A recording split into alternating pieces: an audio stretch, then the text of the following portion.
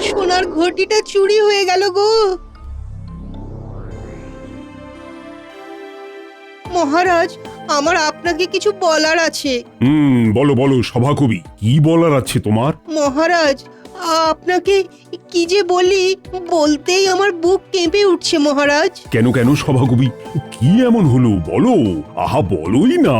আপনি বললে বিশ্বাস করবেন কিনা জানি না, কালকে আমার বাড়িতে ভূত এসেছিল, আর সেই ভূতে আমার সোনার ঘটিটা চুরি করে নিয়ে পালিয়েছে মহারাজ। বলো কি সভাকবি, এ আবার কি কথা? আর ভূতে খামোখা তোমার ঘটি চুরি করতে যাবে কেন? আপনি বিশ্বাস করুন মহারাজ, আমি নিজের চোখে দেখেছি। অমন বড় বড় চোখ করে আমার দিকে তাকিয়ে ছুটে পালিয়ে গেল। উফ, বাবা বাবা, আমার ভাবলেই এখনো বুক কেঁপে কেঁপে উঠছে। কি জ্বালা, ভূতে সবাইকে ছেড়ে দিয়ে কেবল তোমার বাড়িতেই চুরি করতে গেল কেন বলো তো? তা আমি কি করে জানবো মহারাজ? ভূতের নিশ্চয়ই আমার সাথে আগের জন্মের কোনো শত্রুতা ছিল। তুমি যে কি আবোল তাবোল বলো না সভাকবি, নির্ঘাত ঘুমের ঘোরে ভুল দেখেছো মনে হয়। না মহারাজ, না, আমি নিজের চোখে দেখেছি। অমন মিশমিশে কালো ভূত দেখলে যে কেউ ঘুমিয়ে থাকলেও তার ঘুম ছুটে যাবে। হ্যাঁ। আচ্ছা আচ্ছা ঠিক আছে, আমায় কিছুদিন সময় দাও, আমি দেখছি এই ব্যাপারে আমি কি করতে পারি।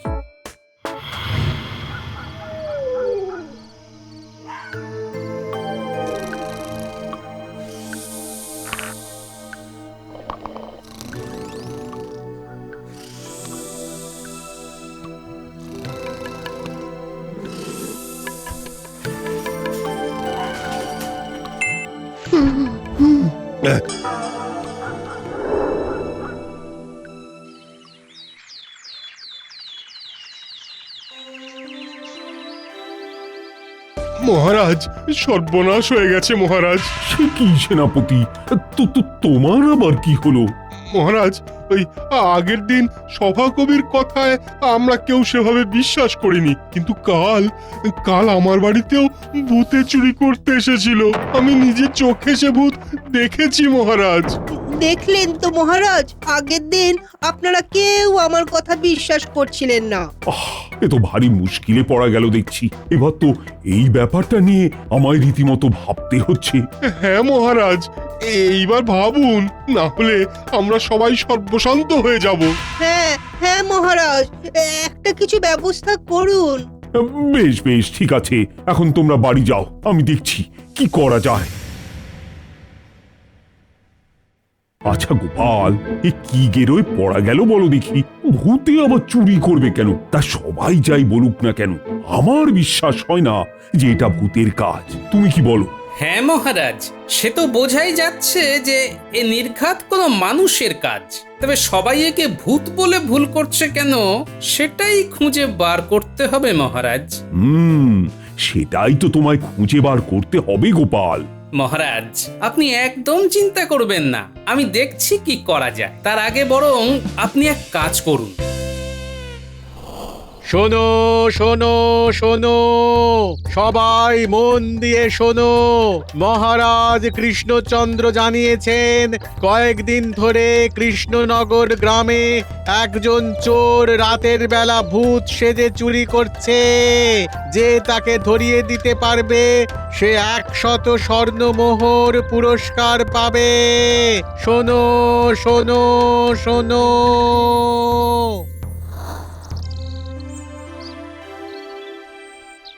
মহারাজ, আপনাকে আমরা কত করে বললাম যে ওটা ভূতে চুরি করেছে, আর আপনি কিনা ঢেরা পেটালেন চোরে চুরি করেছে। হ্যাঁ মহারাজ, আমি নিজে দেখেছি, আমরা নিজের চোখে দেখেছি যে ওটা ভূত।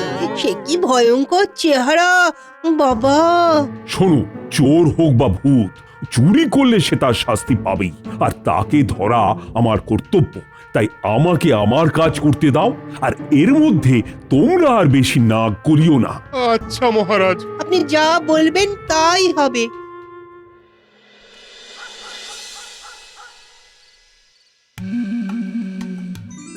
এইটা তো বোধ হয় সবচেয়ে দামি হবে। এইটারে আগে ভাগে থলিতে ঢোকাই বাবা।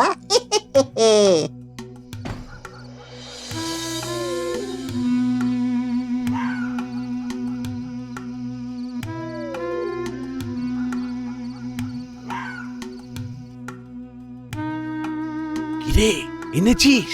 হ্যাঁ মন্ত্রী মশাই এনেছি। এই যে মন্ত্রী মশাই, আমি কথা দিয়েছিলাম আপনাকে যে ঠিক পুষিয়ে দেব। এই নিন। আরে বাস, দারুণ জিনিস এনেছিস তো। এটা কোত্থেকে পেলি রে? সে আপনার জানি কি হবে মন্ত্রী মশাই, আপনার কথা মতো কাজ তো করেই দিচ্ছি। ঠিক আছে ঠিক আছে ঠিক আছে, যা যা যা, ভাগ এখন যা। আর এবার থেকে ঠিকঠাক সময়ে আমার বকশিসগুলো যেন আসতে থাকে, হ্যাঁ মনে থাকে যেন। এগে মন্ত্রী মশাই এলুম।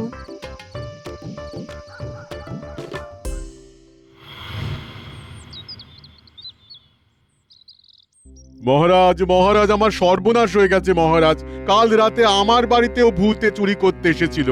এটা কালকে খুব ক্লান্ত ছিল বলে আমার ঘুম ভাঙেনি, কিন্তু ভূতে আমার সর্বশান্ত করে দিয়ে চলে গেছে মহারাজ।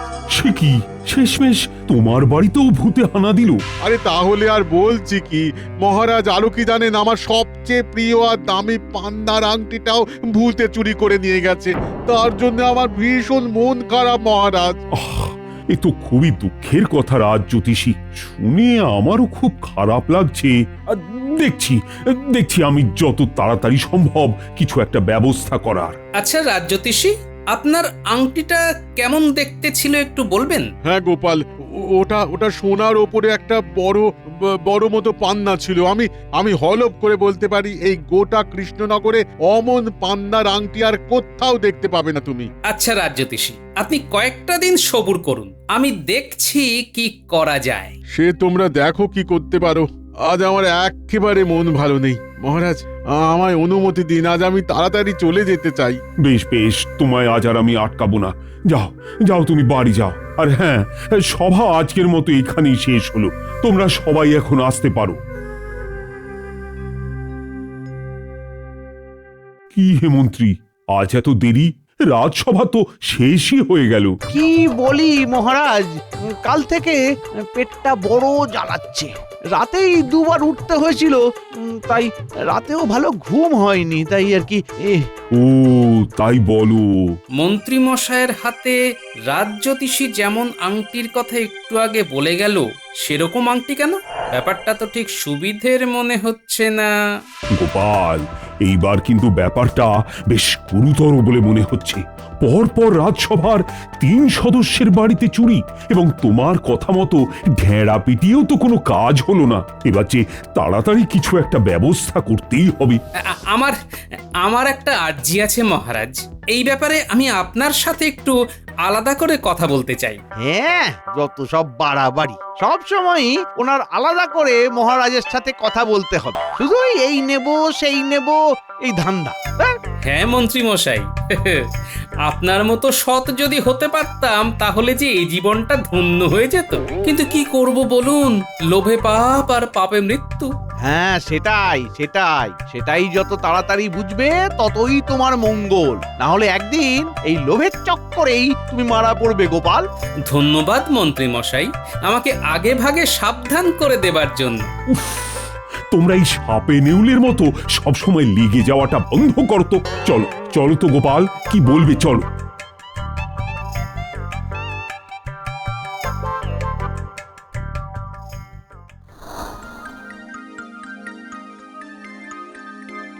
বুঝেছেন মহারাজ? আর হ্যাঁ, একদিন পরে এসে আমি আপনার কাছ থেকে একটা বড় কলার কাঁধি আর একটা বস্তা নিয়ে যাব। ওইটার ব্যবস্থা কিন্তু আপনাকেই করতে হবে। গোপাল, তুমি মাঝে মধ্যে এমন উদ্ভট কথাবার্তা বলো না, তার মানে আমি কিছুই বার করতে পারি না। কিন্তু এও সত্যি যে তোমার উপর ভরসা না করেও পারা যায় না। বেশ বেশ, তুমি যা বলবে তাই হবে। এখন আমি আসি মহারাজ।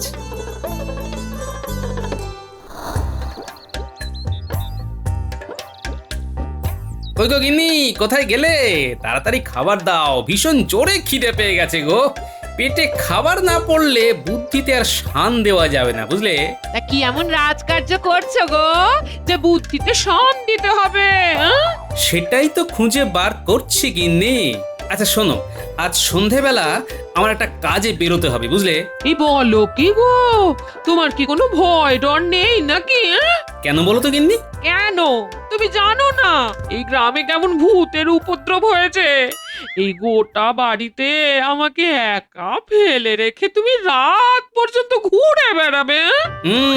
এই ভূতের রহস্যই উদ্ঘাটন করার দায়িত্ব মহারাজ আমার উপর দিয়েছেন গিন্নি। যে মহারাজ তোমাকে কিসের দায়িত্ব দিয়েছেন তা আমার জেনে কাজ নেই। হ্যাঁ, আমি মেয়ে মানুষ, একা এই ঘরে ভূতের ভয়ে থাকতে পারবো না। হ্যাঁ, তাই তোমার কোথাও যাওয়া হবে না, এটা আমি বলে দিলাম। হ্যাঁ, আচ্ছা, বেশ বেশ, আমার যা কাজ আমি সকালবেলা মিটিয়ে নেব। চলো চলো, এবার খেতে দাও তো।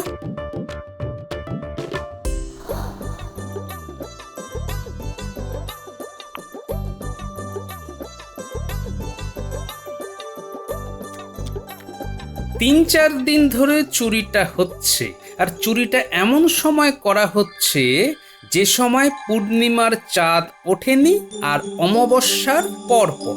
এছাড়াও প্রথমে চুরি হলো সভাকবির বাড়ি, তারপর সেনাপতি, তার পরের দিন চুরি হলোই না, তারপরে হলো রাজ জ্যোতিষীর বাড়ি।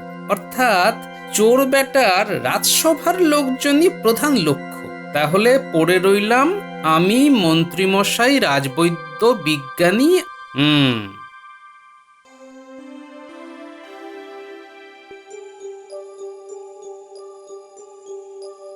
দিন মহারাজ, সব তৈরি আছে তো? এই যে তুমি যেমন বলেছিলে তেমনি কলার কাঁতি কাটিয়ে রেখেছি। আর এই নাও একটা বস্তা।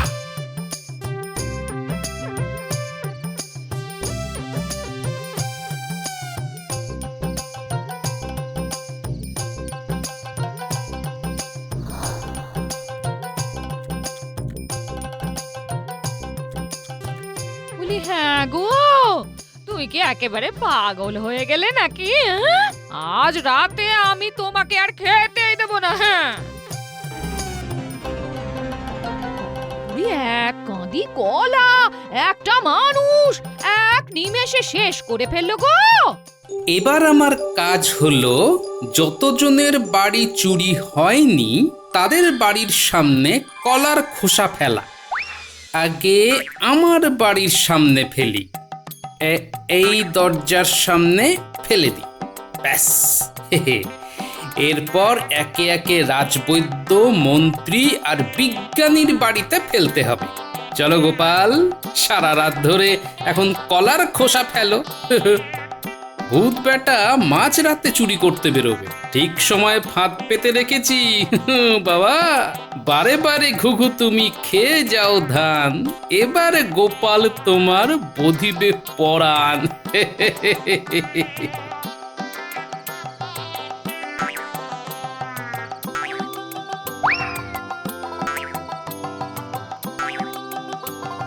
সব শেষে মন্ত্রী মশাইয়ের ঘরের দোরগোড়ায় ফেলে আমার ছুটি।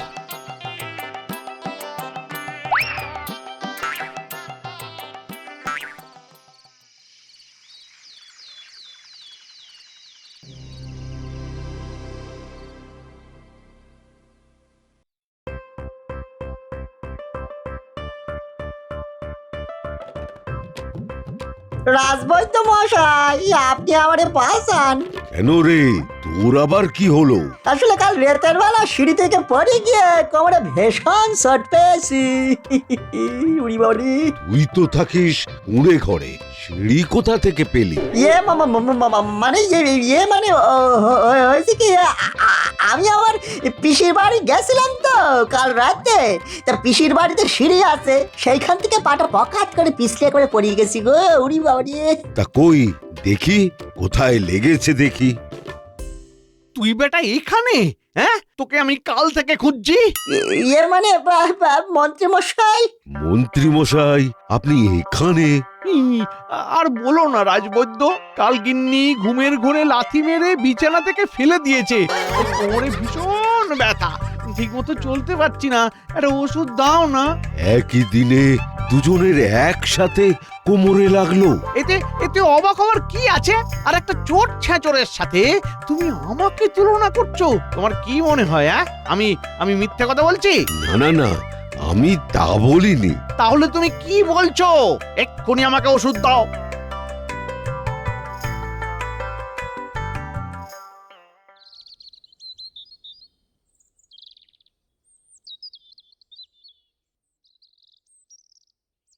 রাজবৈদ্য, রাজবৈদ্য, কোথায় গেলে কোথায়? এসো গোপাল, এসো এসো। তা তোমারও কি কোমরে ব্যথা? কেন বলুন তো, আমি তো বলিনি। আসলে আজ সকাল থেকে যতজনই আসছে সবারই কোমরে ব্যথা, তো তাই ভাবলাম তোমারও হয়তো। তার মানে যদিও আমি আপনার কাছে সেই খবরের খোঁজেই এসেছি। আচ্ছা, আজ সকালে আপনার কাছে কেউ কোমরের ব্যথা বা কোমর ভাঙা এই রকম জাতীয় কোনো রোগ নিয়ে এসেছে? একজন নয় গোপাল, দুজন। তোমায় তাহলে বলছি কি, মানে? আসলে গোপাল, সকালে কেলে পচা আর মন্ত্রী দুজনেই কোমরের ব্যথা নিয়ে এসেছিল। কি বললেন? মন্ত্রী? আচ্ছা, বুঝে গেছি। অনেক ধন্যবাদ রাজবৈদ্য। কি বললে? কিছুই তো বুঝলাম না। রাজসভায় আসুন, সব বুঝে যাবেন। এখন আমি চললাম। মহারাজ, কেলে পচা এবং মন্ত্রীমশাইকে এক্ষুনি রাজসভায় আনার ব্যবস্থা করা হোক, তারপরেই আমি সব বলবো। প্রহরী, গোপাল যা বলল তাই করো। এই তো মন্ত্রীমশাই, কেমন আছেন? গোপাল, এই ব্যাপারটা কিন্তু মোটেই ঠিক হচ্ছে না। একে আমি আমার কোমরের ব্যথায় একেবারে নাজেহাল হয়ে পড়েছি, এইরকম অবস্থায় জরুরি তলব দিয়ে আমাকে রাজসভায় আনা হলো কেন বলো? আপনাকে বেশিক্ষণ ধৈর্য ধরিয়ে আমি রাখবো না মন্ত্রীমশাই। তার আগে একটা কথা বলুন তো মন্ত্রীমশাই, আপনার কোমরে লাগলো কি করে? ন্যাকামি করার জায়গা পাও না নাকি? রাজবৈদ্য তো জানে আমি আজকে সকালে ওর কাছে ওষুধ নিতেও গিয়েছিলাম। কি রাজবৈদ্য, বলো? হ্যাঁ, আসলে উনি বললেন ওনার গিন্নি রাত্রিবেলা ওনাকে লাথি মেরে বিছানা থেকে ফেলে দিয়েছেন, তাই ওনার এই হাল। আহা, এটা তো হলো বানানো কথা। এবার আসল গল্পটা কি সেটা একটু বলুন তো মন্ত্রীমশাই। আসল গল্প মানে? আর হ্যাঁ, কেলে পচা, তোর কোমরে লাগলো কি করে? হ্যাঁ, মানে মানে হয়েছে কি, থাক, আমি বলছি আসল ঘটনা। ওরে বাবা রে, মল্লুম রে, ওরে বাসা, ও বাসা বাসা রে, ওরে বাবা রে। এ তো গেল কেলে পচার কথা। এবার মন্ত্রীমশাইয়ের কথা বলি। মহারাজ, আমি মন্ত্রীমশাইয়ের বাড়ির দোরগোড়ায় কলার খোসা ফেলে একটু এগিয়েছি, দেখি মন্ত্রীমশাই সদর দরজা খুললেন। এত রাত হয়ে গেল, এখনো আসার নাম নেই। হ্যাঁ, একদিন একটা ভালো পান্নার আংটি দিয়ে ভেবেছে আমাকে বশ করে নিয়েছে। দাঁড়া দাঁড়া, আজকে ওর ব্যবস্থা করছি।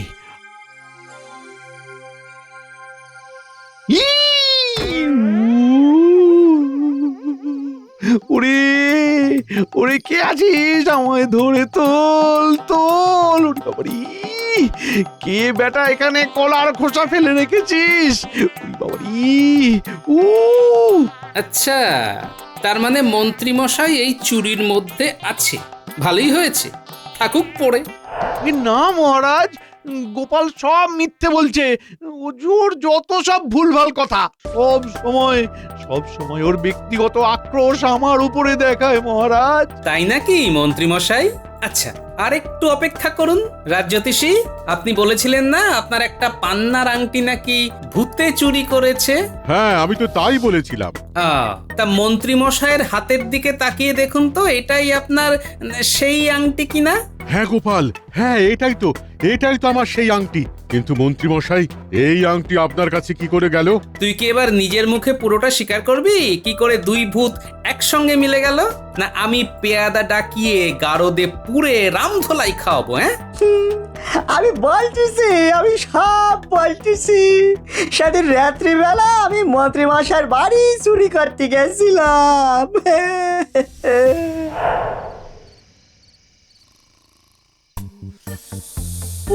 বাবা, ওরে বাবারি, কাল গিন্নির কথা শুনলেই ভালো হতো। অতটা পোলাও খাওয়াটাই কাল হয়েছে আমার। যাই যাই, এই বেলা চুপি চুপি কাজ ছেড়ে আসি, নইলে গিন্নি জানতে পারলে আমার খবর আছে। উড়ি, এই কে রে বেটা? হ্যাঁ, তুই কে কে কই দেখি দেখি দেখি দেখি কে? ও ও, ই আসলে সেই ভূত যার ভয়ে গোটা গ্রাম আড়ষ্ট হয়ে আছে। দাঁড়া দাঁড়া, তোর ব্যবস্থা আমি করছি। দাঁড়া, তোকে মহারাজের কাছে ধরিয়ে ভালোই পুরস্কারটা বাগাবো। দাঁড়া দাঁড়া। না না মন্ত্রী মশাই, আমারই ছেড়ে দিন, আমারই ছেড়ে দিন। হ্যাঁ, তোকে ছেড়ে দেবো বলেই তো এত ঘটা করে তোকে ধরলাম, তাই না? আর তাছাড়াও তোকে ছেড়ে দিয়ে আমার লাভ কি? লাভ আমার? আচ্ছা মন্ত্রী মশাই, আমি কথা দিচ্ছি আপনার বাড়িতে চুরি করব না, আর চুরি করে যা পাবো তার অর্ধেক আপনারে দিয়ে দেবো। এবারের মতো আমার ছেড়ে দিন মন্ত্রী মশাই। যা বললি সত্যি? আপনি আমারে ধরিয়ে দিয়ে যা পুরস্কার পাবেন তার দ্বিগুণ আমি আপনারে দিতে পারি। তাই? হ্যাঁ মন্ত্রী মশাই, সত্যি আমারে বিশ্বাস করেন মন্ত্রী মশাই। সে ঠিক আছে, সে ঠিক আছে, তোকে আমায় এখন বিশ্বাস করতেই হবে। একটা জিনিস মনে রাখিস, তোর বাড়ি কিন্তু আমি চিনি, তাই বেগরবাই করলেই তোর বাড়ির সব কটাকে গারদে পুরবো। ঠিক আছে মন্ত্রী মশাই, তাই হবে। বেশ বেশ বেশ বেশ, ঠিক আছে ঠিক আছে, যা এখন যা। আর হ্যাঁ, ভুল করেও যেন আমার বাড়ির দিকে হাত না বাড়াস, মনে থাকে জানো? হ্যাঁ, মনে থাকবে? এবার নিশ্চয়ই আপনারা সমস্তটা বুঝলেন। আমি যাতে চোর ধরতে পারি তার জন্য রাজসভায় যাদের বাড়িতে চুরি হয়নি তাদের বাড়ির সামনে কলার খোসা ছড়িয়ে দিয়ে এসেছিলাম। ভেবেছিলাম তাতে চোর ধরা পড়বে। এদিকে মন্ত্রী মশাইয়ের হাতের আংটি দেখে আমার আগেই সন্দেহ হয়েছিল, কিন্তু মন্ত্রী আর ভূত এই সূত্রটা ঠিক মিলছিল না। এখানে তো দেখলাম এক ঢিলেই দুই পাখি মারা হয়ে গেল। চোরও ধরা পড়লো, আর চোরের উপর বাটপারি করা বাটপারও ধরা পড়লো।